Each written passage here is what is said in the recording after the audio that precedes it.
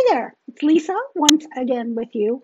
Today I want to talk to you a little bit about channeling and how you can kind of pick up on the different vibrations from the different channelers that you see. There are so many of them, really wonderful ones out on YouTube. So I have been, well, Prince came to me the day he shuffled off this mortal coil. When I told him, go away, I'm mad at you for leaving. And so I've been channeling him since probably about a month after that. So 2016, May 2016. And I've now worked with his energy for 4 years, a little bit more than 4 years, pretty consistently.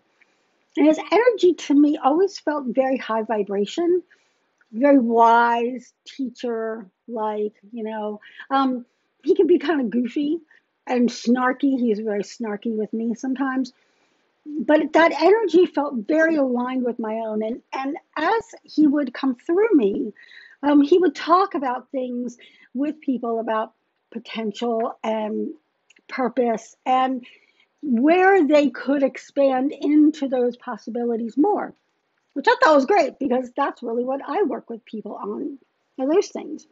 So I happened upon, because he's a very popular figure to channel on YouTube, I happened upon a couple different channelers, and when I watched them, the energy they were receiving from him felt foreign to me. One channeler in particular pulled in this energetic, tormented soul. And I was like, that's not how I know him. It could very well be an aspect of his energy that she was in tune with on her vibrational space that I wasn't. And so what I kind of picked up from that was that there are going to be as many channels as there are people, possibly, because everyone kind of actually is. Just some of us have more experience in other lives with it. Um, but she's not wrong in picking up that aspect of his energy. I'm not wrong in picking up this aspect of his energy. And the thing is, you have to go with when you see it, and it may be Prince, it may be somebody else that comes through. Does that resonate with you as you know that energy, as you know that person? That's how you can tell what is the space for you. What's truth for you? We talked about this before. What's truth for you? And I realized that just because somebody said they're channeling Prince, they may channel an aspect of him that is very different than mine. Okay. Like there was somebody I ran into early on who was kind of an interesting character. And okay, so let me tell you a little story. So Prince told me that he wanted flowers on the table where I sat to do my readings. So I went to Trader Joe's at the time, and I was going to get like sunflowers or something. And I just kind of got this nudge to get roses. And I don't even really like roses that much, but it was like, get those roses. Okay. So that I had them on my table for a while, and then they, how they die. So I just pulled the little petals off, and I kept the petals in a little dish. On the dish, I had like a purple ribbon. And so I ran into this person online, and she also channeled him, but it was like an odd channeling. Didn't resonate with me at all. So she said, "Can we jump on the phone?" Okay. So I jumped on the phone with her, and she like ran in 500 directions about whatever. And then she said to me out of the blue, out of nowhere, "Those flowers are from him." And I was like, okay. And she goes, "Okay, I got to go now. Bye." I'm like, "Okay, bye." I haven't spoken to her since. And nobody knew about the flowers. That's the thing. So anyway, but clearly, to my mind, she was connected with him, even though the rest of her energy was kind of like all over the place. When I run into channels who channel that same aspect of Prince that I do, Amanda Ellis is one, Amy Venezia is another, that feels like it fits for me. That's how I know him. But other people know him in very different energies. So when you're watching channels, and whether they're bringing through, Freddie Mercury, Elvis, or whatever, tune into, does that resonate for you? Because they may be bringing in an aspect that's too low for your vibration, so it feels kind of off, or too high because it feels like I can't quite get there. Somebody that came to me in the middle of Prince sessions was Carrie Fisher.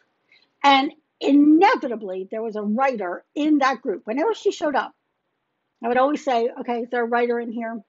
Mm-hmm. She always had advice for them. Now, her energy was very challenging to carry. Her energy was big and dense and just blah.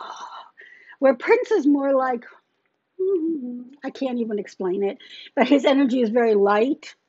And then sometimes it's laser focused, but it's always very light. Her energy, like I could not do our 2-hour sessions with her energy, at least not as I am now.